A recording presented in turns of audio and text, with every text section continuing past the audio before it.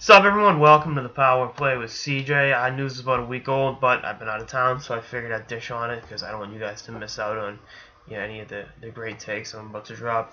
Antoine Vermette signed with the Anaheim Ducks, 2-year deal worth $3.5 million over those 2 years, so that's 1 point something million. Good good deal all around. Obviously Nate Thompson will be out until at least December and January. Actually, Nate Thompson was at the Anaheim Ducks game, or Anaheim Angels game I was at last week for Ducks night. So, yeah, maybe his return's a little bit closer than anticipated. But Anaheim's gotta get in there and plug the holes, proverbially speaking. And, Vermette, veteran center on short money, has a Stanley Cup ring, has played in the Western Conference, knows his role, isn't going to walk into that locker room and decide he wants to be, Getzlaf all of a sudden. It's like, no, he knows he's going to slot in behind Getz, Kessler, and, whoever. And I think he's going to be a fantastic fit with this Ducks squad.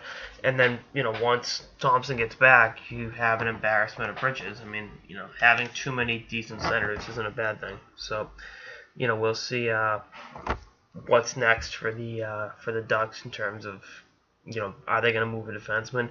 I don't think so. I think we're pretty much at the point now where they're going to re-sign Lindholm whenever that comes around and enter camp with him, Fowler, and company intact. I mean, I think they were definitely kicking the tires on a few guys,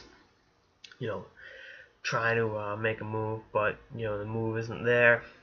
Just fold it up and enter the season with this nucleus, which is not a bad thing. They have a very talented hockey team. I know they didn't go as far in the playoffs as they wanted to last year. I know it's been nothing but disappointment, but this team's good, and I think they will be still be a contender in the Western Conference. I'm curious to see how Randy Carlyle's return works out for them.